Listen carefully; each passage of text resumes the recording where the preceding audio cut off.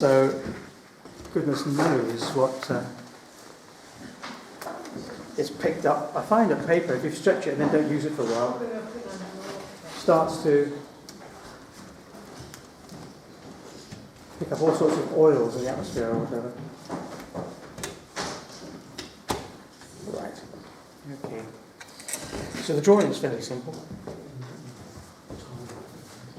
You've got this darn great tree with nice dark branches, little stumpy bits here on the left hand side. I'm just using the pencil as an indicator. I'm not going to be too accurate in what I'm doing. It's just to get the position of the tree.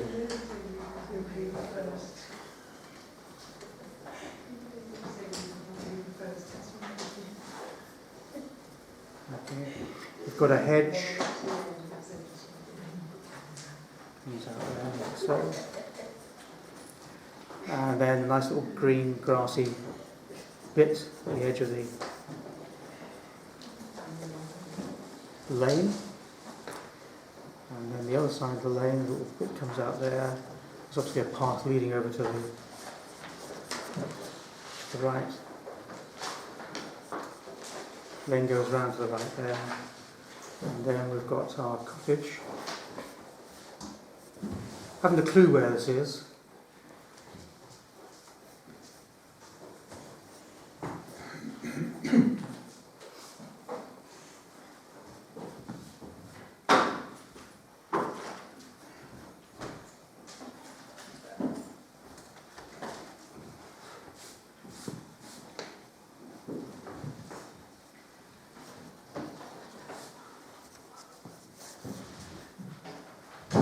Over there. We've got quite a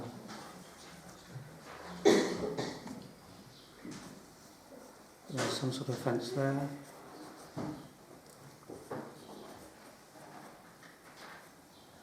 And that's about it.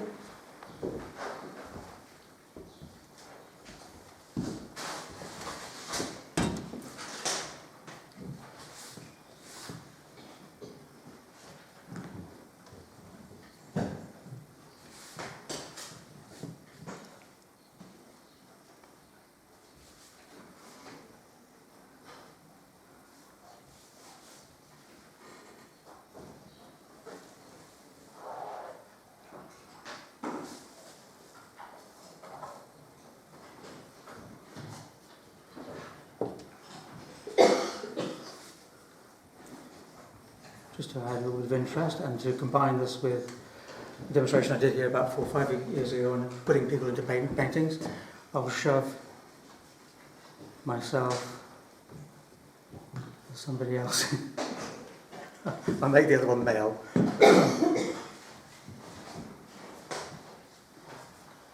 lady with the shopping bag. Oh yes, my bath lady. There we go. All right. As a point of interest. And when you're putting people into paintings, the height of local doors is a good indicator as to what the height of the people should be. Of course, it's not so in Lacock, because Lacock was built for small people. This is like the HMS Victory. I mean, how on earth it survives between decks? We just don't know. But that's, going back to that demo I did on putting people in paintings. If you want an abbey door to look, because it is big, massive, and you put people beside it, and vice versa for, as I say, for Lacock, to show how small the doors are, all visual indicators.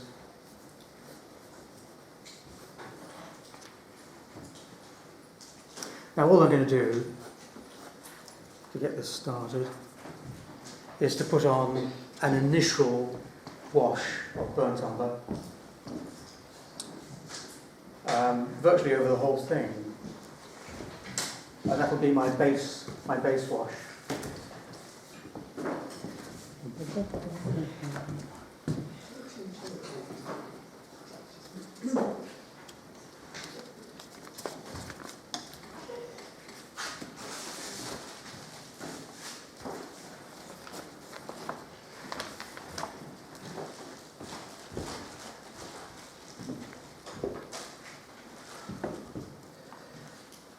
This is a brush that I bought at Art in Action last year. I was quite excited by it.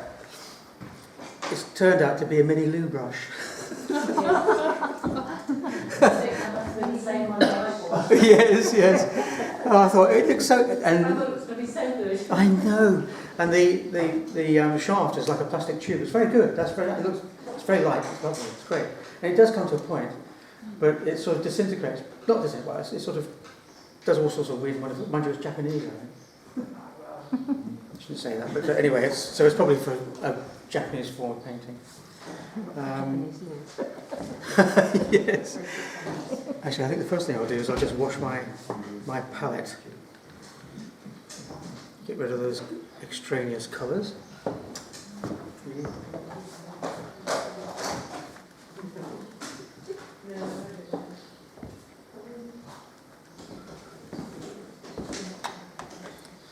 So, as I say, a nice light wash of burnt umber.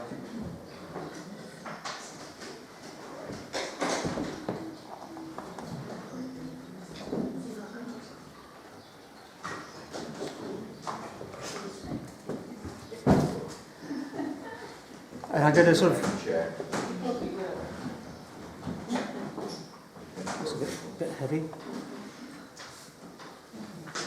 So it's just to give you a background wash, really.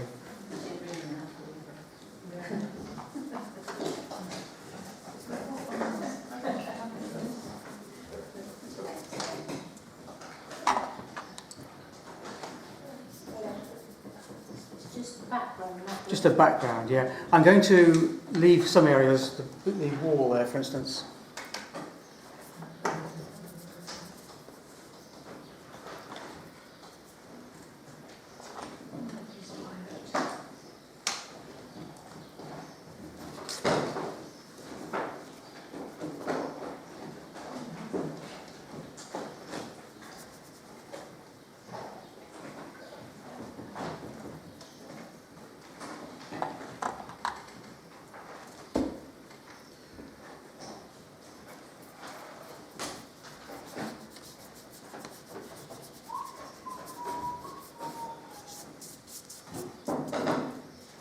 That's just to get a background on it.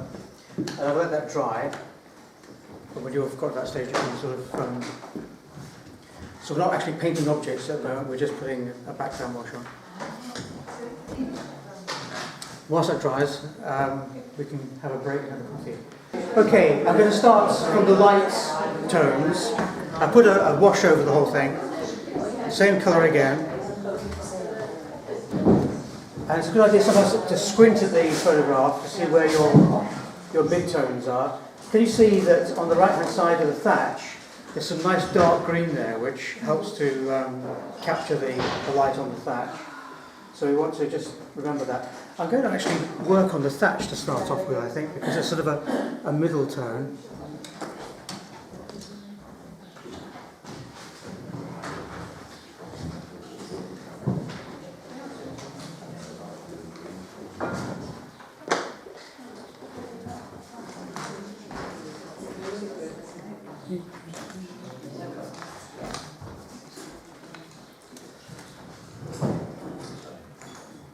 That's quite light. Just increase the tone slightly. Remember, we're looking at values, so just increasing the value there a little bit on the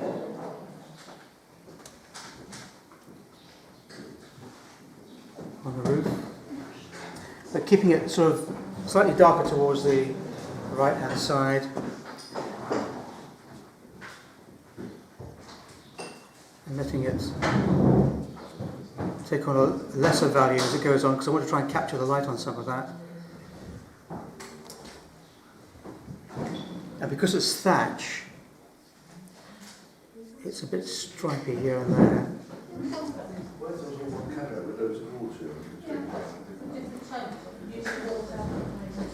Okay, so that's my sort of mid-tone.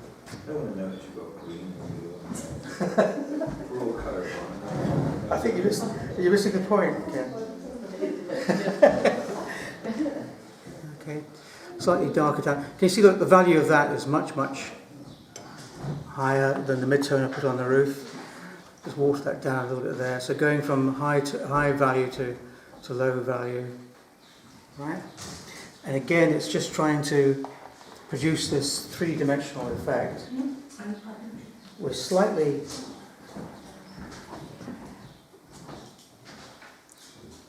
darker over this side. I want to keep. Now look, here's a decision I have to make.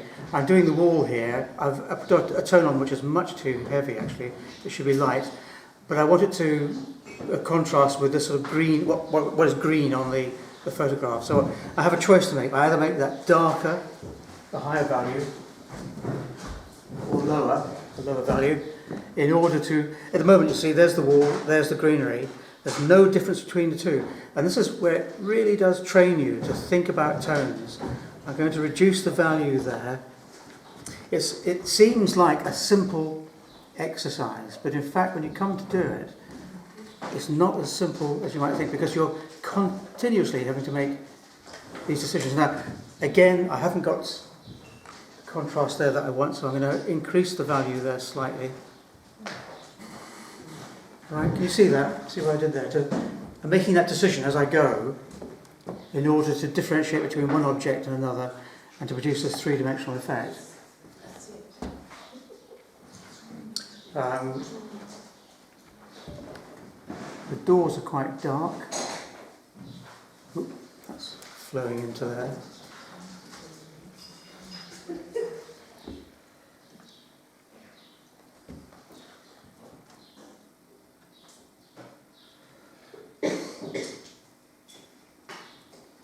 Gets those started.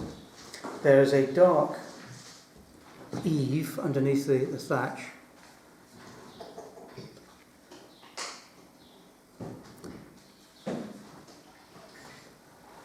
Right.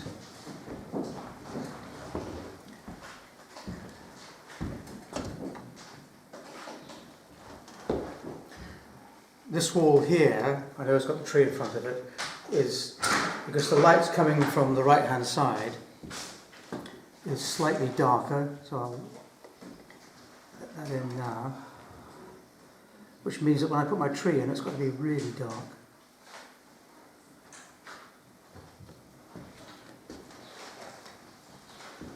I can come back to some of these areas and add tone to them later on.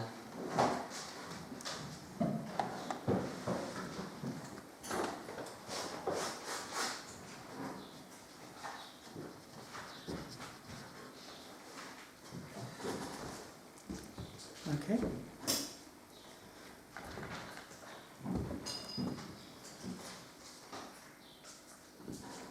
Got this bushy bit on the right hand side. Put that in a nice light tone to start off with, because there'll be light areas. Remember that it's not necessarily just to do with tonight's demonstration, but just think about it. All flat surfaces, all objects which are subject to the light and sun, the tops of them are lighter than lower down. So if I look across all of you and look at your hair, those who've got it, it's lighter on top than it is lower down. Okay, and that's because it's capturing most of the light from the overhead lights. So a field, which is horizontal, a river, a sea, anything that is flat will be light, and often much lighter when you're doing a painting than the photograph shows. Right? We so often see people blocking in a great green field with green, because it is green, and it shows it's green on the photograph, and then they've lost the light. So keep it light to start off with. You can always darken things up later on, but it's better to start light. Now, there's that green bushy thing. There's the light tone on it. I can now add to it with darks. Make it a bit more three-dimensional, especially as we come lower down.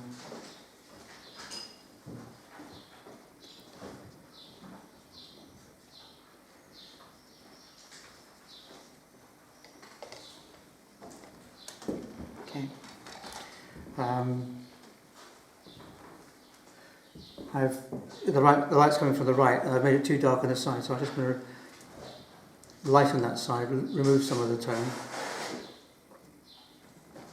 make it slightly dark, a little lighter there. That's better. And then make it slightly darker on the left-hand side where it's facing away from the light. Okay, and straight away you start to get that three-dimensional effect.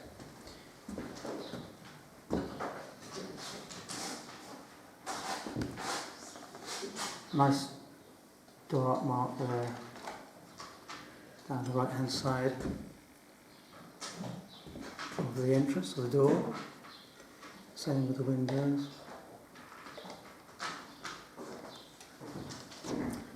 That shadow under the eave there is turning out a little bit too light, so we'll just put in more dark there.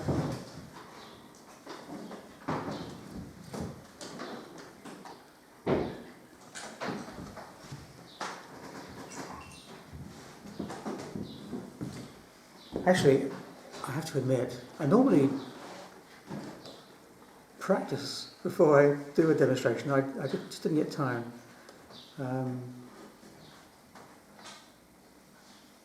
So I was a bit unsure about this, but actually I'm quite enjoying this. What's going on? I quite like it. You sometimes forget the joy of simplicity.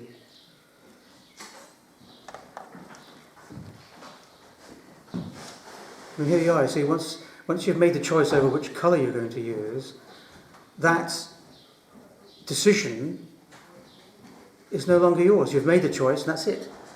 You stick with it. And when you're painting, you don't have to think, oh, what colour do I use here, what colour do I use there? We're just thinking about one thing only, and that is tone and tonal contrast. I've darkened up this wall a little bit more perhaps than I wanted to. I'll just take some of it out, I think. Remember that another thing when you're choosing, oops, keep kicking it away. Keep having a deck chair moment. When it comes down to which colour you're going to choose, some colours are stains, more stains than others. So the burnt umber you can actually lift off. It is a bit of a stain, but you can lift it off fairly easily. There, you see that door is now becoming a bit more sort of antique-y and, you know.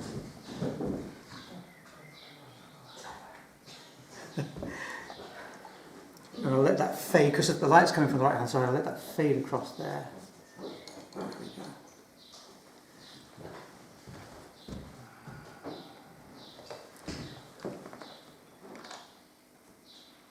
Yeah, that's okay.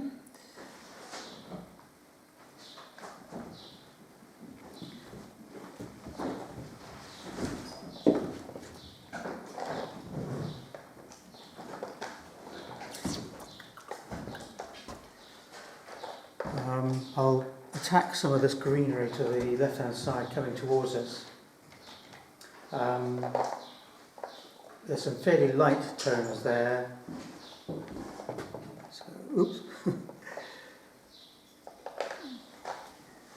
So I'll put on a fairly light tone to start off with. So this is just a starter. This is just a background, if you like.